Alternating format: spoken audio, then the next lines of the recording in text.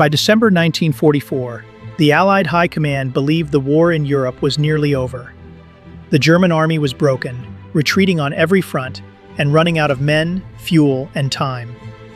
The broad consensus among senior commanders was that Germany would collapse before spring. Field Marshal Montgomery had already begun planning the victory parade. They were wrong.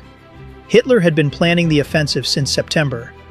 While Allied intelligence focused on the retreating Wehrmacht, the Germans were quietly assembling the largest armored force they had put together since the opening of the war in the East. 28 divisions, 2 full panzer armies, and 1 field army were concentrated behind the Siegfried Line in strict radio silence. Supply columns moved only at night. Aircraft were grounded to prevent Allied reconnaissance from spotting the buildup.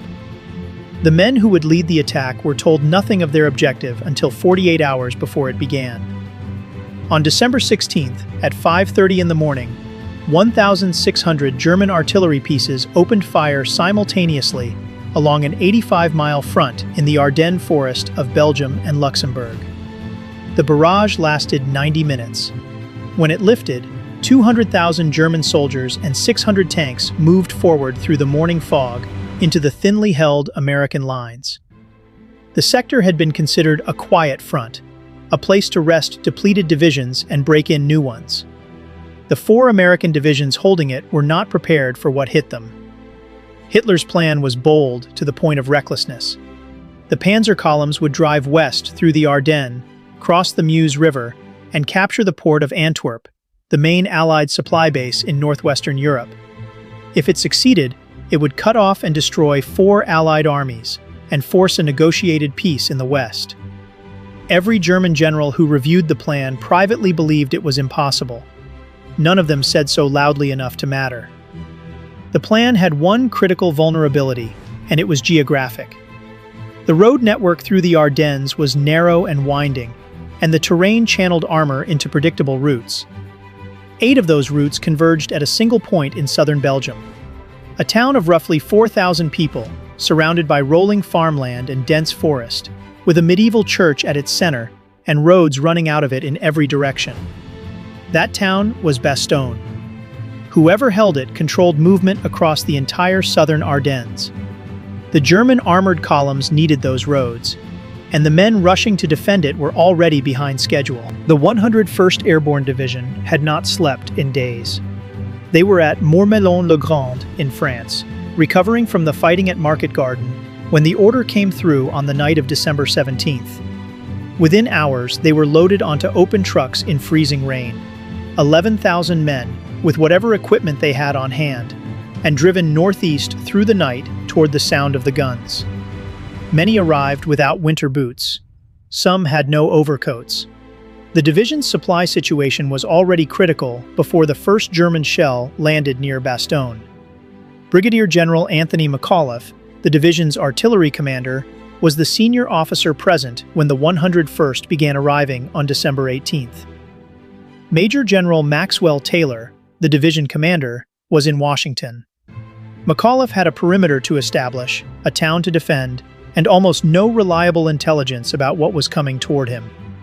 Scattered American units were streaming back through Bastogne from the east, remnants of divisions that had been hit on December 16th. Men who had been marching and fighting for 2 days without sleep, some without weapons. McAuliffe stopped the ones he could use and sent the rest west. He needed every man he could find. His artillery commander reported a critical problem on the morning of December 19th. The division had enough artillery ammunition for roughly 1 day of sustained combat. The 10th Armored Division's Combat Command B had arrived with tanks and tank destroyers, which helped, but the fundamental shortage of artillery ammunition would define every decision McAuliffe made for the next week. His guns would have to be used with extreme precision. There would be no area fire, no suppressive barrages, no rounds fired on uncertain targets. Every shell would have to count. The Germans moved faster than anyone had anticipated. By the evening of December 20th, the encirclement was complete. The 2nd Panzer Division and the Panzer-Lehr Division had bypassed Bastogne to the north and south, pushing west toward the Meuse. The 47th Panzer Corps, under General Heinrich Freiherr von Luttwitz, was left with the task of reducing the garrison. Luttwitz expected it to fall quickly. He had 3 divisions surrounding a force he estimated at roughly 10,000 men. He had armor, artillery, and infantry superiority. What he did not have was time, and the men inside Bastogne seemed determined to take every hour from him that they could. Every road into Bastogne was cut. No ammunition could come in. No wounded could go out. The fog that had grounded Allied aircraft across northwest Europe showed no sign of lifting, and the temperature continued to fall through the nights, reaching well below freezing in the forests surrounding the perimeter. Men dug their foxholes in ground so hard that entrenching tools broke on impact. They blasted the earth with grenades to loosen it. They wrapped themselves in anything they could find: burlap stripped from supply bundles, curtains pulled from abandoned farmhouses, newspapers stuffed inside field jackets beneath their combat uniforms. Frostbite began appearing in the aid stations within the first 48 hours. Men were losing toes before the Germans had fired a shot at their positions. The perimeter McAuliffe established ran roughly 8 miles in circumference around the town. He had approximately 18,000 men to hold it, including combat engineers who were fighting as infantry, artillerymen serving as riflemen, and the survivors of armored units that had been shattered before the 101st arrived. Gaps existed in the line that could not be covered. McAuliffe kept a mobile reserve of tanks and infantry at the center of the perimeter, ready to move to any point that looked like it might break. The Germans probed every sector, searching for the weak point, and every time they found what they thought was an opening, they ran into paratroopers who had been told there was no fallback position. The fighting in the forests outside Bastogne was brutal and close. Visibility in the pine forests sometimes dropped to less than 20 yards. German infantry worked through the trees in small groups, probing the foxhole line at night, pulling back before dawn, then hitting a different sector the following evening. The paratroopers learned to hold their fire until the last possible moment, conserving ammunition, letting the Germans close before opening up at ranges where every round would find a target. The cold worked on both sides. German soldiers captured during these attacks were often in worse shape than the Americans. They had been driving and marching since December 16th with little sleep and inadequate winter clothing of their own. On the morning of December 22nd, 4 Germans approached the American lines under a white flag at the Ardennes Road. 2 were officers, 2 were enlisted men. They were brought to the regimental command post, and their message was translated. General von Luttwitz had sent a formal written demand for surrender. The note was precise and military in its language. It acknowledged the courage of the American defenders, noted the hopelessness of their situation, and gave McAuliffe 2 hours to respond. The alternative, it described, was the complete annihilation of the encircled troops. McAuliffe read the demand, set it face down on the table, and laughed. When his staff asked what he intended to write in reply, he said the only word that had come to mind when he read the German note was nuts. His staff considered the response for a moment. They decided it captured the situation accurately. The written reply sent back through the lines was 4 words. To the German commander, nuts, the American commander. When the German officers received the note and asked for clarification, the American officer escorting them explained that in plain terms, it meant, go to hell. The officers saluted and returned to their lines. The German response was the heaviest artillery bombardment the perimeter had yet absorbed. The town of Bastogne itself was targeted directly for the first time. The bombardment on the night of December 23rd struck the building being used as the division's main aid station. The roof collapsed. Patients on litters, medical staff, and the wounded waiting for treatment were killed together in the rubble. McAuliffe had the survivors moved to a more protected location in a cellar on the edge of town. He did not consider withdrawing from Bastogne. There was nowhere to go. On December 23rd, the fog broke. The sky over the Ardennes cleared overnight, temperatures dropped sharply, and by morning, the air was cold and crystalline above the forest. Before noon, the sound of aircraft engines reached the men in the foxholes. C-47 transport aircraft came in low over the perimeter, their cargo doors open, and supply bundles tumbled out on colored parachutes. 241 aircraft, dropped 144 tons of supplies into the encirclement over the course of the day. Ammunition, medical supplies, food, and surgical equipment landed inside the perimeter, while the men came out of their foxholes and ran to retrieve it before German artillery could bracket the drop zones.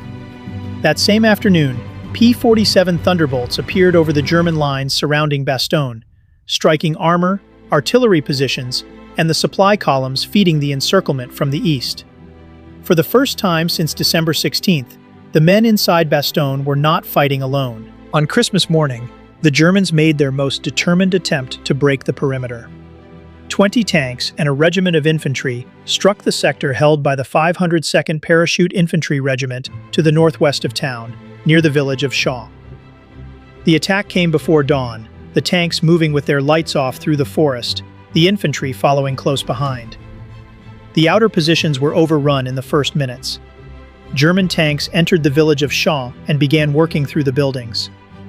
The reserve company of the 502nd counterattacked on foot through the dark fields, moving between the tanks, using bazookas and grenades at close range, while the tank destroyers of the 10th Armored engaged the German armor from firing positions at the edge of town. By mid-morning, 6 German tanks had been destroyed inside or near Shaw, and the infantry attack had collapsed. The survivors pulled back into the forest. The 47th Panzer Corps had spent its best remaining combat power and achieved nothing. At 16:45 hours on December 26th, a Sherman tank from the 37th Tank Battalion, 4th Armored Division, broke through the German lines south of Bastogne, near the village of Assenois, and made contact with the 326th Airborne Engineer Battalion, holding the southern perimeter. General Patton's Third Army had driven north through the German flank, in one of the fastest armored movements of the war in Europe. The Siege of Bastogne was over. The corridor was narrow, contested, and under artillery fire for days afterward, but the encirclement had been broken, and the 101st Airborne was no longer alone. The cost of the 7-day defense was severe. The 101st Airborne suffered more than 4,000 casualties inside the perimeter. Combat Command B of the 10th Armored lost additional hundreds. The town of Bastogne had been gutted by German artillery and by the airstrikes called in against the surrounding German formations. The medieval church that had stood at the center of the town for centuries was destroyed. The German offensive in the Ardennes ultimately failed completely. The panzer columns that bypassed Bastogne in the first days of the attack ran out of fuel before reaching the Meuse River. The logistical calculations that every German planner had privately called impossible proved to be exactly that.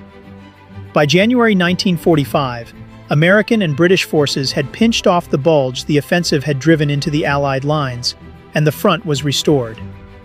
The Wehrmacht had committed its last strategic reserve in the Ardennes and gained nothing permanent from it. The war in Europe continued for 4 more months, but the outcome was no longer in doubt. Bastogne was not the only place the German offensive was stopped, but it was the place that consumed the most German time and the most German armor for the least result. The 47th Panzer Corps spent 7 days trying to reduce a garrison it expected to collapse in hours.